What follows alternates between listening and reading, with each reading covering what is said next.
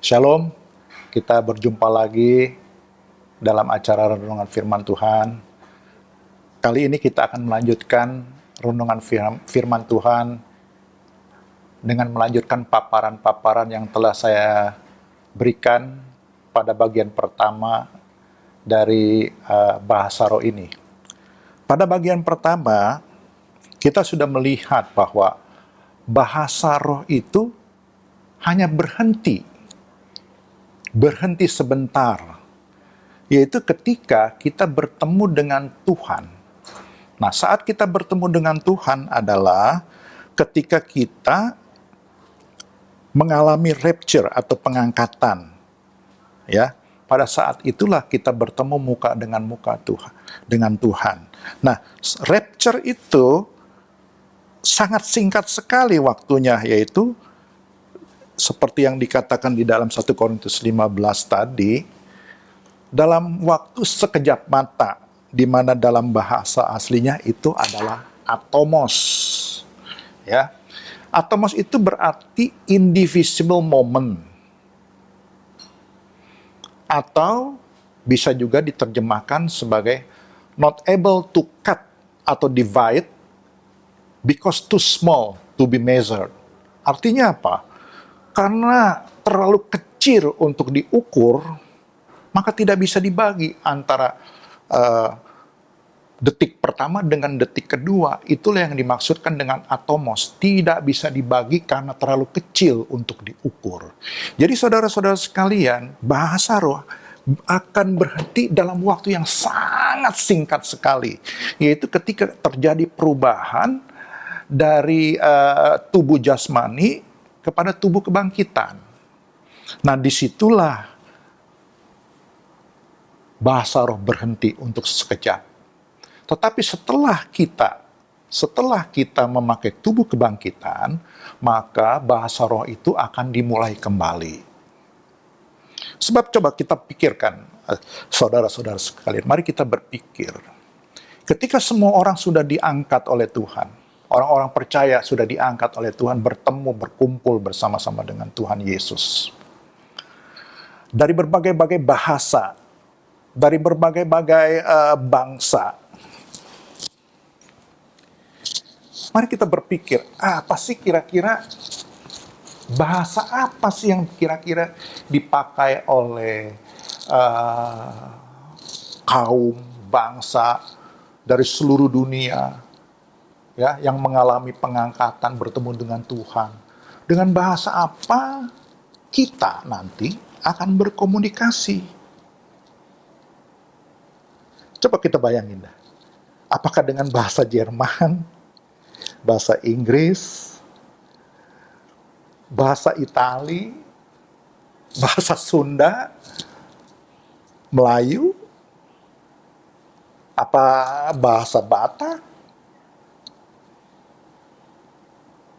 Bahasa yang berasal dari pulau-pulau terpencil misalnya. Tidak ada. Karena bahasa manusia tidak sempurna. Mereka akan lenyap pada saat kedatangan Tuhan Yesus yang kedua kali. Nah, satu-satunya bahasa yang tidak lenyap adalah apa? Bahasa roh. Lagi pula kalau misalnya salah satu bahasa manusia dipakai, maka akan menjadi apa? Manusia akan membanggakan diri. Misalnya, bahasa Inggris yang dipakai untuk berkomunikasi pada saat kita bertemu dengan Tuhan Yesus. Maka orang-orang Inggris akan menjadi sombong. Coba kita lihat di 1 Korintus 1 ayat 29. Firman Tuhan begini mengatakan, supaya jangan ada seorang manusia pun yang memegahkan diri di hadapan Allah.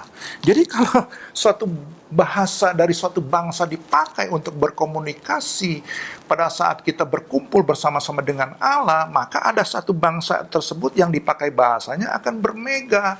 Sedangkan firman Tuhan tidak boleh satu bangsa pun bermegah di hadapan Tuhan. Tidak ada seorang pun boleh membanggakan diri. Jadi saudara-saudara sekalian, kesimpulannya adalah apa? Pasti bahasa roh yang akan dipakai di sana ketika kita berkumpul bersama-sama dengan Allah. Nah, sekarang juga begini, pertanyaan selanjutnya adalah, mari kita lihat, mari kita lihat dari sisi rumah Tuhan. Kita adalah anggota jemaat. Kita juga adalah rumah Tuhan. Ya. Nah, saudara-saudara sekalian, mari kita lihat di dalam Hagai 2 ayat 3. Mari kita lihat di Hagai 2, kita lihat bagaimana rumah Tuhan itu apa kualitas daripada rumah Tuhan itu seperti apa, ya. Kita lihat Hagai 2 ayat yang ketiga. Ini adalah ketika bangsa Israel pulang dari Babel, kerajaan Babelonia, setelah diasingkan setelah Tuhan porak-porandakan selama 70 tahun, dan mereka diberi kesempatan untuk balik kembali untuk mendirikan rumah Tuhan. Nah, Hagai 2 ayat 3 berkata begini. Jadi ketika mereka membangun rumah Tuhan, masih adakah di antara kamu yang melihat rumah ini dalam kemegahannya semula? Jadi Hagai berkata begini, adakah di antara kita yang melihat rumah Tuhan yang dulu sebelum diruntuhkan oleh Babel, kemudian yang melihat rumah sekarang yang dibangun kembali? Coba bedakan mana yang lebih megah. Rumah yang didirikan dulu oleh Salomo atau sekarang yang kita dirikan kembali? Mana yang lebih megah, kata Hagai. Dan bagaimanakah kamu lihat keadaannya sekarang? Bandingkan. Lalu jawabannya apa? Bukankah keadaannya di matamu seperti tidak ada artinya? Jadi Hagai mungkin berkata kepada orang-orang yang usianya di atas 70 tahun, mungkin yang berusia 90 tahun, yang masih pernah melihat kemegahan rumah Tuhan yang dibuat oleh Salomo. Nah, sekarang dia pulang kembali dalam keadaan hidup dan melihat rumah Allah yang dibangun kembali oleh Hagai, oleh Nehemia, dan kawan-kawan. Bandingkan. Bukankah keadaannya di matamu seperti tidak ada artinya? Jadi rumah yang didirikan sekarang ini tidak ada artinya. Kemegahannya itu tidak ada artinya dibandingkan dengan rumah Tuhan yang didirikan oleh Salomo. Tapi ayat 4 mengatakan demikian. Tetapi sekarang kuatkanlah hatimu hai Zerubabel, demikianlah firman Tuhan. Kuatkanlah hatimu hai Yosua bin Yosadak imam besar. Kuatkanlah hatimu hai segala rakyat negeri, demikianlah firman Tuhan. Bekerjalah sebab aku ini menyertai kamu, demikianlah firman Tuhan semesta alam. Sesuai dengan janji yang telah kuikat dengan kamu pada waktu kamu keluar dari Mesir, dan rohku tetap tinggal di tengah-tengahmu. Janganlah takut. Nah, kita langsung ke ayat 9. Adapun rumah ini, yaitu rumah yang dibangun oleh orang-orang yang pulang dari pengasingan, kemegahannya yang kemudian akan melebihi kemegahannya yang semula. Firman Tuhan semesta alam. Dan tempat ini aku akan memberi damai sejahtera. Dan di tempat ini aku akan memberi damai sejahtera. Demikianlah firman Tuhan semesta alam. Jadi saudara-saudara sekalian, Hagai mengatakan, walaupun kelihatannya tidak semegah bait Allah yang dulu, tetapi dia bilang apa? Kemegahan rumah ini yang secara fisik tidak semegah yang dulu, melebihi kemegahannya yang semula. Jadi saudara, apa maksudnya? Kemegahan rumah Tuhan yang dulu itu nggak ada apa-apa dibandingkan kemegahan rumah yang sekarang.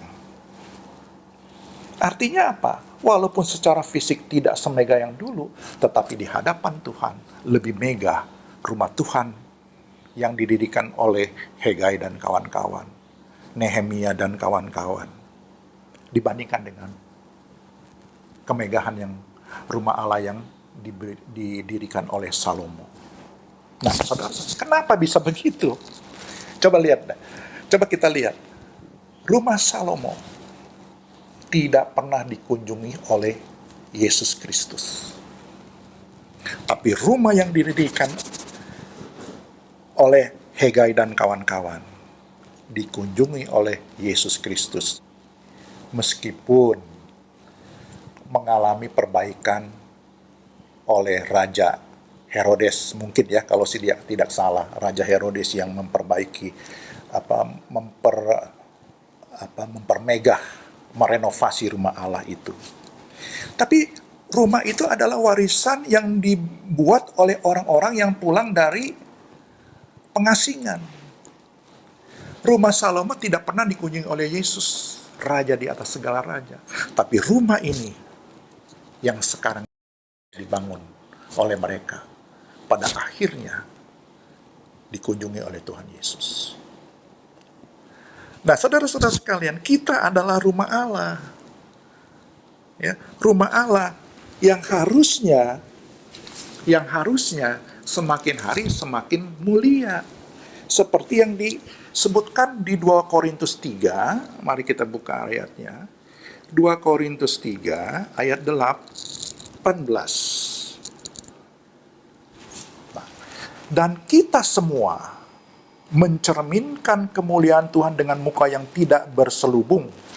Dan karena kemuliaan itu datangnya dari Tuhan yang adalah roh, maka kita diubah menjadi serupa dengan gambarnya dalam kemuliaan yang semakin besar. Saudara-saudara, kita lihat.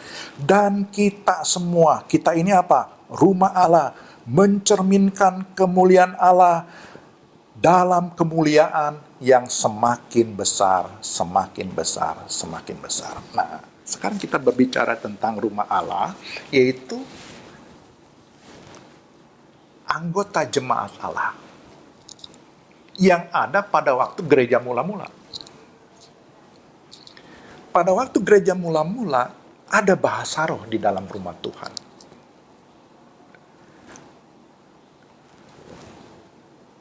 Rumah Tuhan yang dimaksud adalah pribadi demi pribadi yang menjadi anggota jemaat. Mereka berbahasa roh. Bahasa roh adalah manifestasi daripada kemuliaan Roh Kudus. Manifestasi daripada kuasa Roh Kudus. Salah satu manifestasi Roh Kudus adalah bahasa roh. Nah, kalau kita mau sejalan dengan firman Tuhan di 2 Korintus 3 ayat 18, di mana rumah Tuhan dari masa ke masa, dari waktu ke waktu akan menjadi lebih mulia, lebih mulia, lebih mulia, dan kemuliaan akan semakin besar, akan semakin besar, akan semakin besar. Bukankah itu akan bertolak belakang jikalau rumah Tuhan hari ini, yaitu kita, tidak berbahasa roh?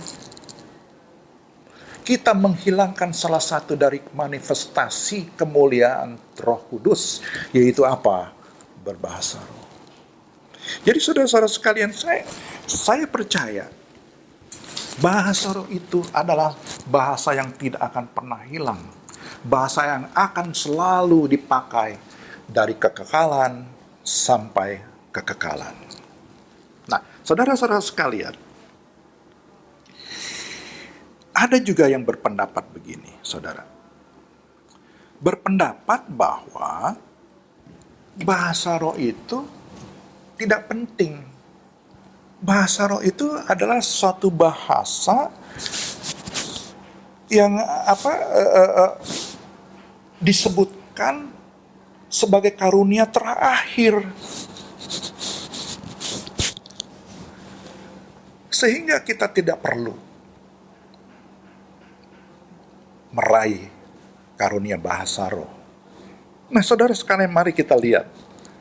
Apakah bahasa roh itu adalah bahasa yang lemah? Apakah bahasa roh itu bahasa yang kurang terhormat? Kalau orang berbahasa roh itu seperti orang kurang terhormat, orang gila gitu. Apakah bahasa roh itu bahasa yang tidak elok? Nah, Rasul Paulus menggambarkannya seperti ini ya. Menggambarkan tubuh kita manusia dengan tubuh Kristus. Ya.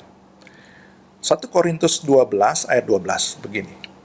Karena sama seperti tubuh itu satu dan anggota-anggotanya banyak, dan segala anggota itu sekalipun banyak merupakan satu tubuh, demikian pula Kristus.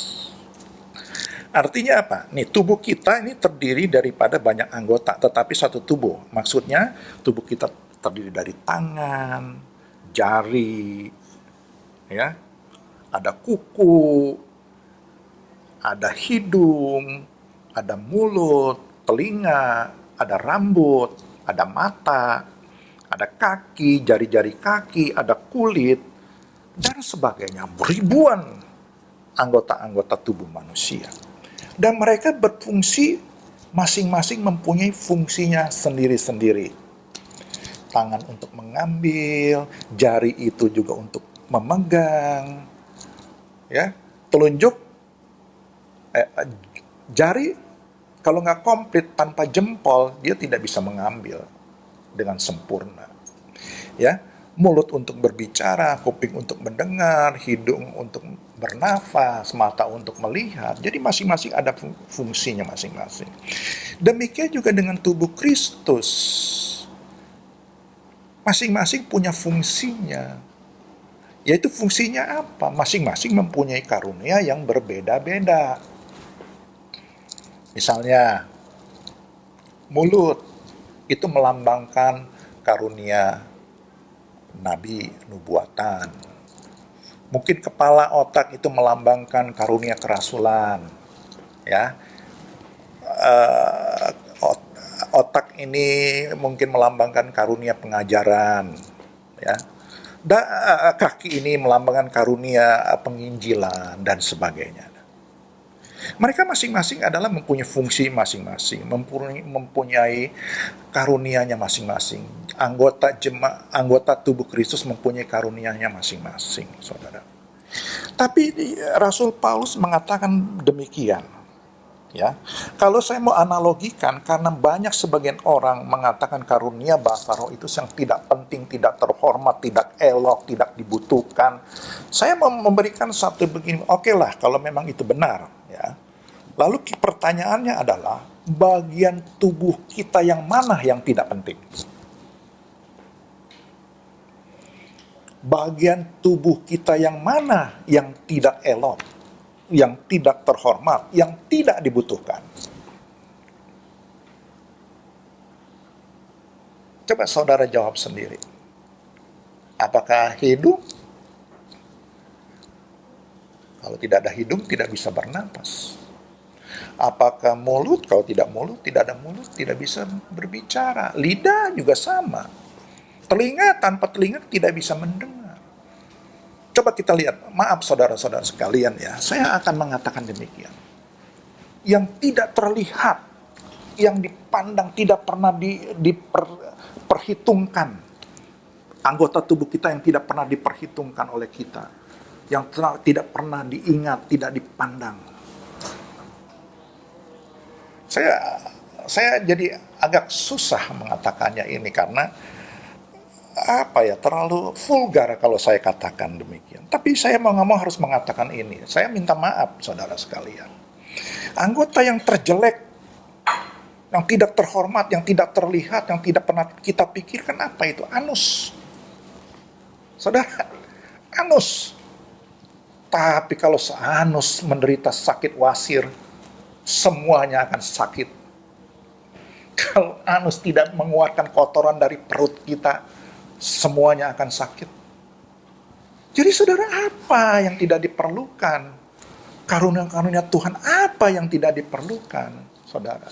Saudara tahu karunia bahasa roh itu sangat bermanfaat sekali. Coba kita lihat manfaat daripada bahasa roh. Kita lihat bahasa roh yang dianggap tidak elok, tidak terhormat, tidak dipentingkan, tidak dibutuhkan. Tapi apa kata Paulus? Anggota-anggota tubuh, ayat 22, 1 Korintus 12, ayat 22. Malahan justru anggota-anggota tubuh yang nampaknya paling lemah, yang paling dibutuhkan. Maksudnya begini, ayat 1 Korintus 12 ayat 22. Malahan justru anggota-anggota tubuh yang nampaknya paling lemah, yang paling dibutuhkan. Saudara, kita coba lihat dah. Apakah kita tidak membutuhkan tangan, tidak membutuhkan kaki, kita tidak membutuhkan mata kaki, tidak membutuhkan yang seperti saya tadi katakan, anus. Celaka kita, saudara sekalian. Justru yang paling lemah, yang paling dibutuhkan. Demikian juga dengan bahasa roh, saudara. Coba lihat, apa sih manfaat bahasa roh? Roma 8 ayat 26 ayat 27. Coba. Roma 8 ayat 26 dan 27. Demikian juga roh membantu kita dalam kelemahan kita. Sebab kita tidak tahu bagaimana sebenarnya harus berdoa. Tetapi roh sendiri berdoa untuk kita. Roh sendiri berdoa untuk kita kepada Allah dengan keluhan-keluhan yang tidak terucapkan. Apa yang tidak terucapkan dalam doa-doa kita, saudara? Yang tidak terucapkan dalam doa-doa kita pasti adalah kita tidak mendoakan orang-orang yang kita rasa telah menyakiti kita. Itu normal sebagai manusia. Kita kadang-kadang hampir dipastikan tidak mendoakan orang-orang yang pernah menyakiti kita. Tetapi saudara, ketika kita berbahasa dalam roh, roh itu membantu kita mengucapkan kata-kata yang tidak terucapkan. Apa? Ayat 27 mengatakan begini, ketika roh kita membantu kita untuk berdoa kepada Allah, apa yang diucapkan? Ayat 27. Dan Allah yang menyelidiki hati nurani mengetahui maksud roh itu, yaitu bahwa ia, roh itu, sesuai dengan kehendak Allah, berdoa untuk orang-orang kudus. Nah, kadang-kadang saudara, ada orang-orang kudus yang menyakiti kita. Ada orang-orang kudus yang tidak sepaham dengan kita. Ada orang-orang kudus yang mencemooh kita, melecehkan kita, terutama kalau kita berbahasa roh. Ada pimpinan-pimpinan rohaniawan yang melecehkan kita, yang menganggap rendah kita. Secara otomatis kita yang dilecehkan tidak berdoa bagi mereka yang kudus. Tetapi ketika kita yang dilecehkan berdoa dalam bahasa roh, sesungguhnya yang kita tidak mau doakan dalam daging kita, yang kita tidak mau doakan dengan menggunakan akal pikiran kita, sesungguhnya kita melalui Roh Kudus, kita dibantu untuk berdoa bagi mereka orang-orang kudus yang melecehkan kita. Saudara sekalian, lihat, roh membuat kita berdoa bagi orang-orang yang tidak kita sukai. Lalu apalagi kira-kira? 1 Korintus 14 ayat 2. 1 Korintus 14 ayat 2. Inilah manfaatnya berbahasa roh. Saudara sekalian, siapa yang berkata-kata dengan bahasa roh tidak berkata-kata kepada manusia, tetapi kepada Allah. Sebab tidak ada seorang pun yang mengerti bahasanya. Oleh roh ia mengucapkan hal-hal yang rahasia. Jadi kita tidak mengetahui hal-hal rahasia apa yang kita ingin tahu kepada Allah. Tapi roh kita berbicara mengenai hal-hal rahasia yang kita ingin tahu, saudara. Nah, saudara-saudara sekalian, oleh sebab itu apa? Paulus mengatakan demikian, hendaklah kita berdoa supaya kita mempunyai karunia untuk menafsirkannya. Ayat 13 mengatakan demikian. 1 Korintus 14 ayat 13. Karena itu siapa yang berkata-kata dengan bahasa roh, yaitu yang mengucapkan rahasia, sesuatu rahasia yang tidak dipikirkan oleh otak kita, ia harus berdoa supaya apa? Diberikan kepadanya juga karunia untuk menafsirkannya. Jadi kita berdoa supaya rahasia-rahasia yang diucapkan oleh roh kita kepada Allah, supaya kita diberikan hikmat, supaya kita bisa mengetahui rahasia itu. Ya mungkin ini memang dalam penerapannya agak tidak segampang yang kita ucapkan, saudara. Tetapi dalam praktek sehari-harinya begini, saudara. Ketika kita tidak tahu mengenai satu firman Tuhan, kita tidak mengerti apa itu yang dimaksud dengan firman Tuhan. Tapi ketika kita berdoa dalam bahasa roh, tiba-tiba seketika kita mengerti, kita mempunyai pewahyuan, oh iya maksudnya firman ini adalah seperti ini, gitu. Jadi saudara sekalian, ketika kita berbahasa roh, berdoa dengan bahasa roh, mengenai sesuatu hal yang kita tidak mengerti, yang kita tidak tahu bagaimana caranya mengatakannya, bertanya-nya bagaimana, kita mengucapkannya dengan bahasa roh, Tuhan akan memberikan kita kepada kita hikmat untuk mengerti. Sebab itu saya tahu persis kalau Rasul Paulus mengatakan hendaklah kamu berdoa supaya kamu bisa menafsirkan apa yang kamu katakan di dalam roh yang misteri. Saya percaya Rasul Paulus sudah mengalami itu. Ketika dia tidak mengerti kepada sesuatu hal yang menjadi rahasia, dia menggunakan bahasa roh. Dan dia berdoa untuk bisa menafsirkan bahasa roh itu. Sehingga dia mengerti apa yang dimaksudkan dengan misteri yang dia ingin ketahui. Oleh sebab itu, saudara sekalian, Rasul Paulus itu adalah rasul yang bisa membuktikan dari kitab suci, dari kitab para nabi, kitab Taurat, yang tadinya Yesus tersembunyi di dalam kitab-kitab perjanjian lama, dia dapat menyatakannya dengan tulisan-tulisannya. Saudara sekalian, kalau kita mau lihat secara menyeluruh, semua penulis kitab-kitab dalam perjanjian baru adalah orang-orang yang berbahasa roh. Tidak ada satupun yang tidak berbahasa roh. Tapi bukan berarti orang yang orang-orang ahli-ahli kitab pada zaman dulu yang tidak berbahasa roh tidak menulis kitab, tidak menulis buku tentang Tuhan Yesus, tidak. Tetapi yang menulis tentang Yesus yang disahkan supaya menjadi kitab suci untuk pegangan kita,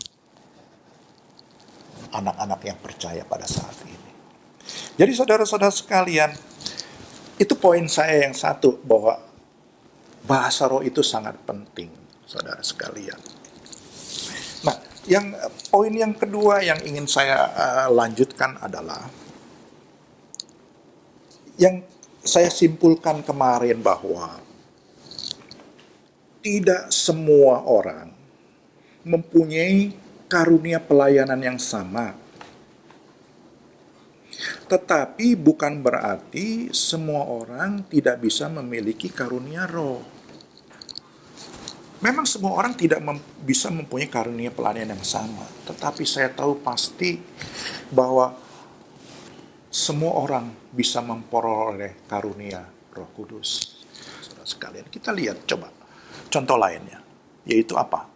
Rasul Paulus. Rasul Paulus punya karunia kerasulan. Dia adalah rasul, otomatis punya karunia kerasulan. Tapi dia juga bisa bernubuat. Coba 1 Korintus 15 ayat 51-52. Dia bernubuat tentang apa di 1 Korintus 15 ayat 51-52? Bernubuat tentang pengangkatan. Nah, selain itu, Paulus juga bisa mengajar. Paulus bisa menginjil. Walaupun mungkin nggak disebut karunia penginjilan ya, Paulus itu. Paulus adalah karunia kerasulan.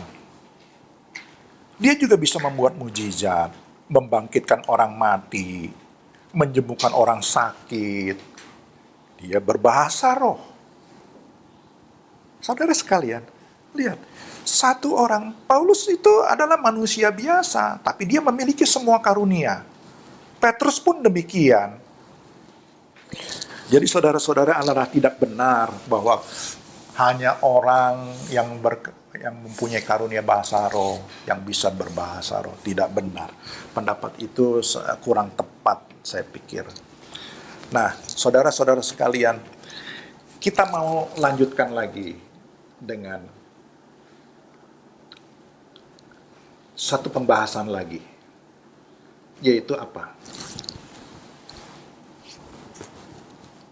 Kenapa orang mengalami kegelisahan atau ketakutan ketika orang berbahasa roh? Mereka menduga mereka dirasuki oleh roh lain.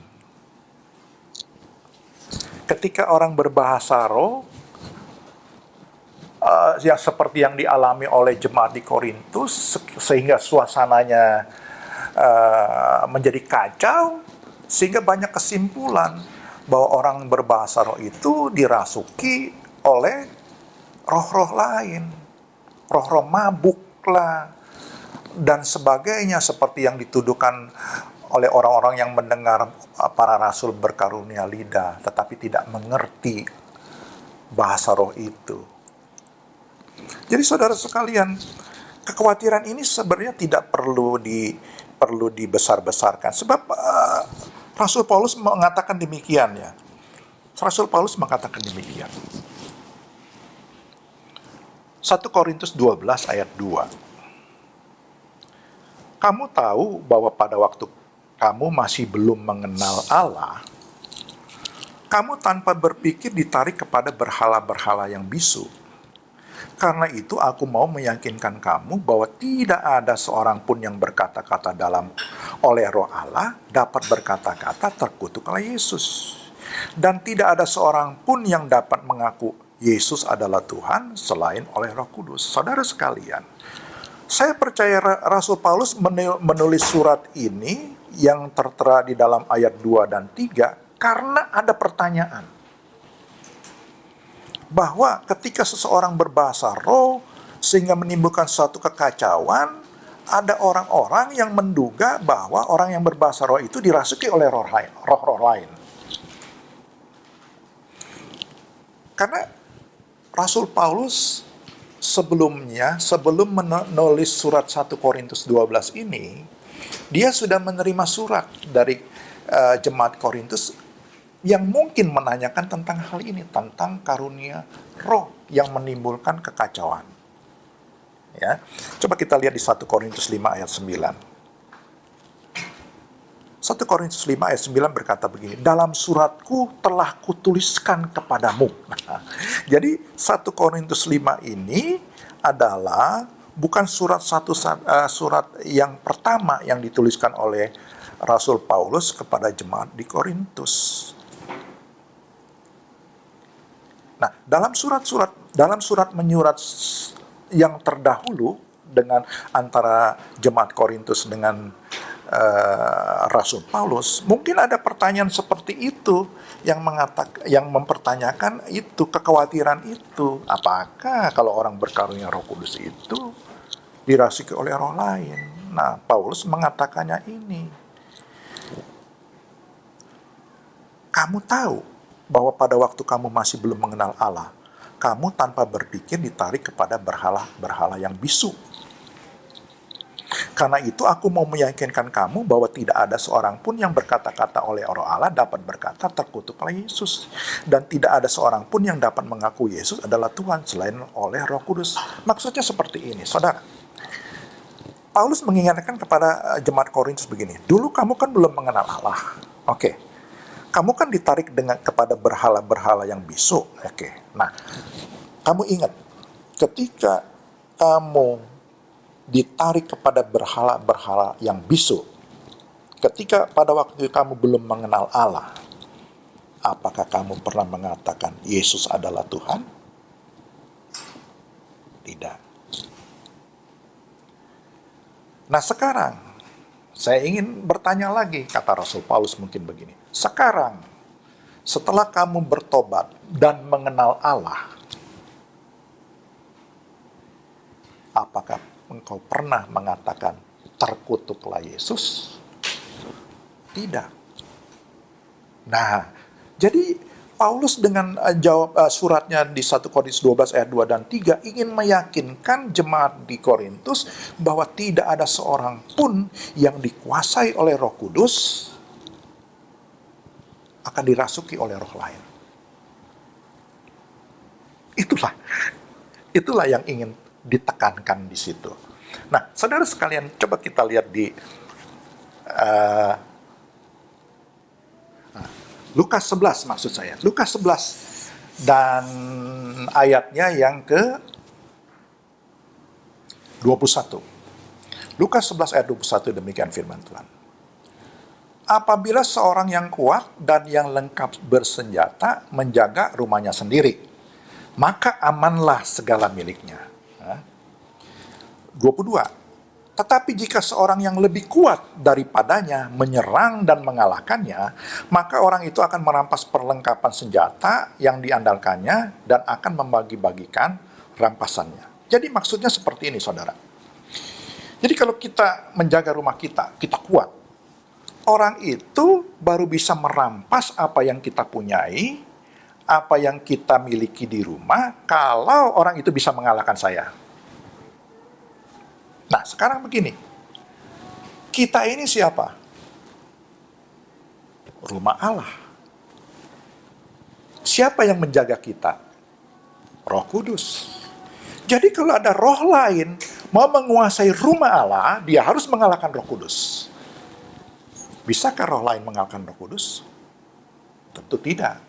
Oleh sebab itu 1 Korintus 12 tadi, Paulus ingin mengatakan demikian. Tidak mungkin orang yang berkarunia lidah itu dirasuki oleh roh-roh lain. Tidak mungkin, sebab dia harus mengalahkan Roh Kudus dulu, baru dia bisa merasuki orang tersebut.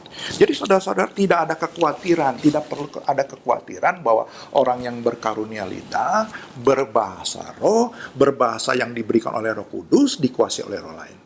Tidak mungkin, saudara-saudara sekalian. Jadi saudara sekalian, inilah sharing saya yang kedua, ya. Nanti kita akan lanjutkan lagi dengan topik-topik yang lain, ya. Tapi